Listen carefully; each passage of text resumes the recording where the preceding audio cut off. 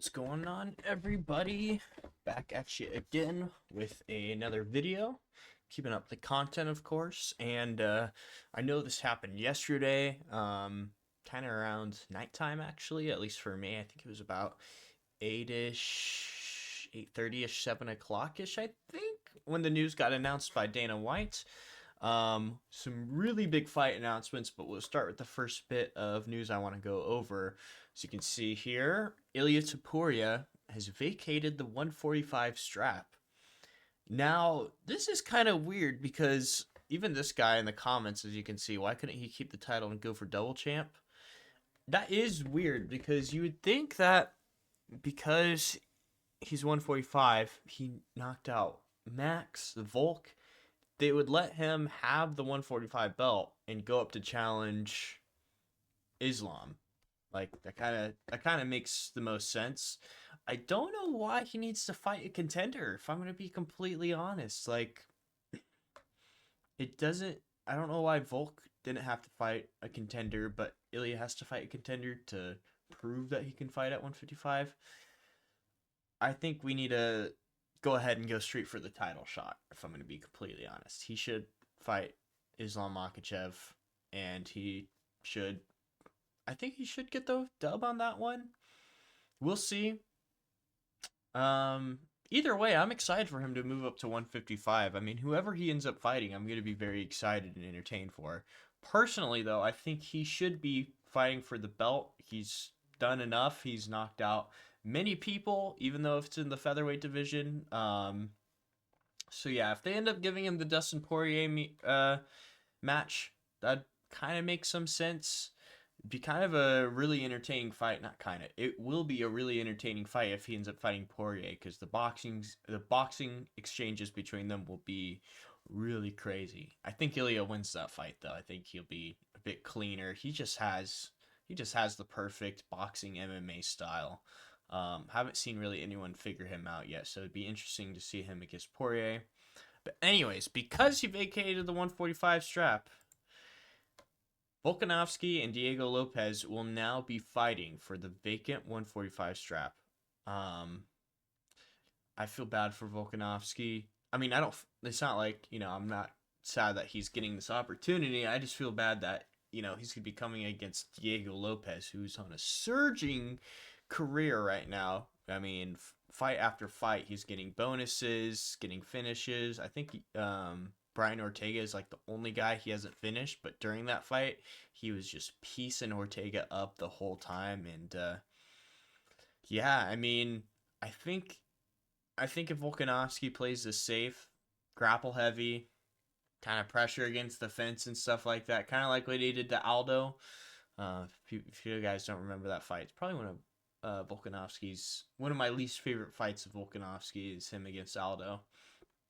Regardless, though, yeah, I think Diego Lopes catches him in a wild exchange. Unfortunately, as much as I'd like to see Volkanovski win this, I just don't see him doing too well against Diego Lopes. But he's had some time off.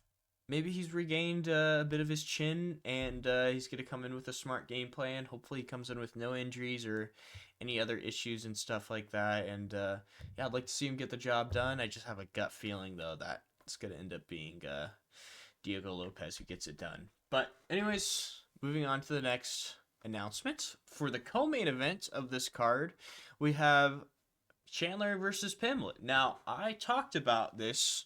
If you want to go see my past videos, I think I even have this in a thumbnail.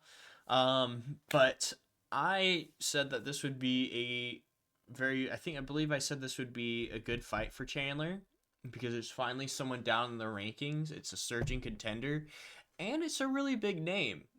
The Arman Tsarukyan fight just made no sense whatsoever, so I'm glad to see that did not get finalized. If anything, now Arman Tsarukyan will probably be fighting Oliveira for the second time, or maybe the winner of Dan Hooker versus Justin Gaethje. We will end up seeing what happens with that. Really excited for this matchup, though. I really, really, really want Paddy Pimblett to beat Chandler.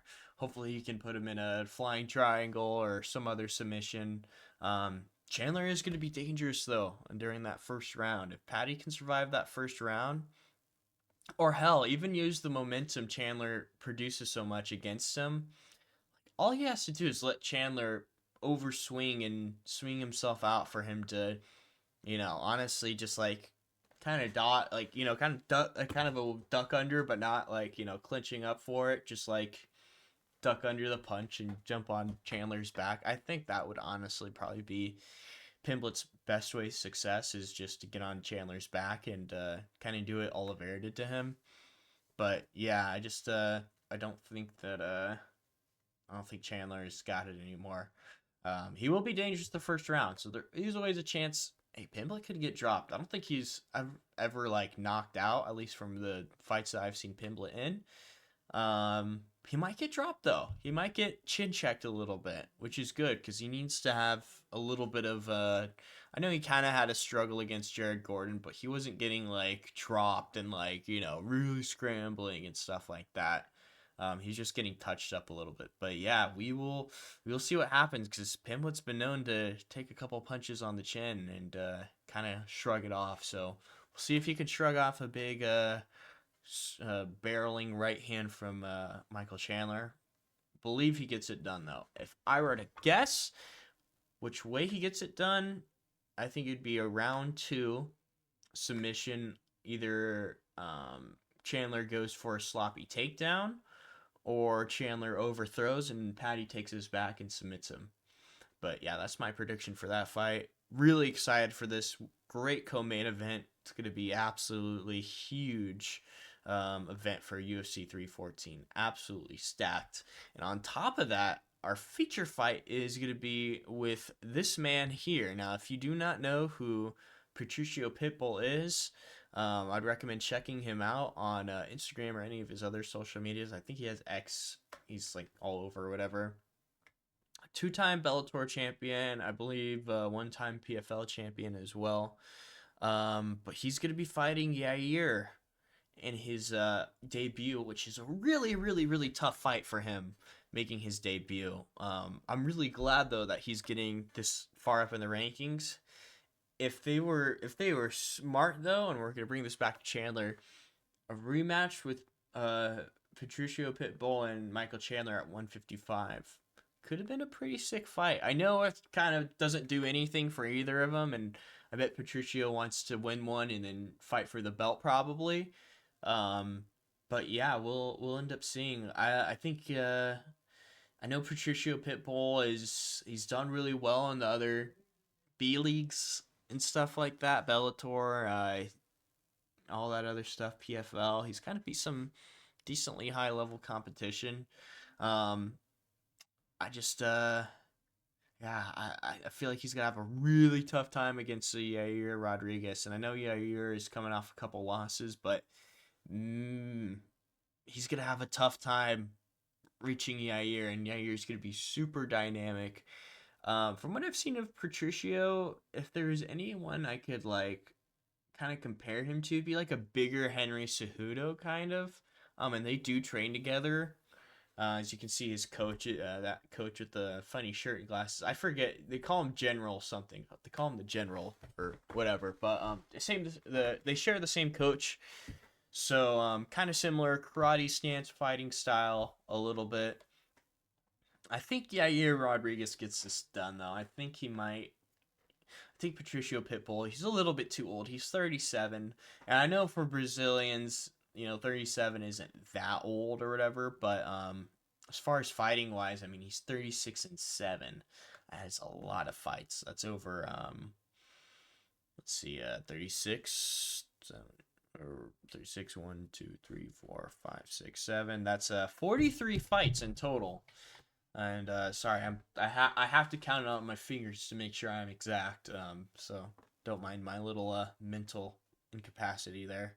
But anyways, yeah, a lot of great fights announced. I'll also be going over Bilal Muhammad and Jack Della Maddalena tomorrow, and the Leon Edwards, Sean Brady fight as well tomorrow. I just wanted to keep it a little bit of a more packed video for 314 in specific, and go over these three just banger fights. I mean, Volkanovski, Diego Lopes main event, co-main event Chandler versus Pimblett, and this is the feature fight. Like, ooh, ooh, that is a stacked main event right there. I think it'll be one of the better fights. Going to be going down in April 12th, so I'm really excited. Going to be coming up soon. We're already almost out of February, and then we have March, and March is going to go by pretty fast, and then April will be here before we know it. So yeah, I'm really excited for these matchups. Let me know what you guys think, and yeah, hope you guys have a great rest of your day.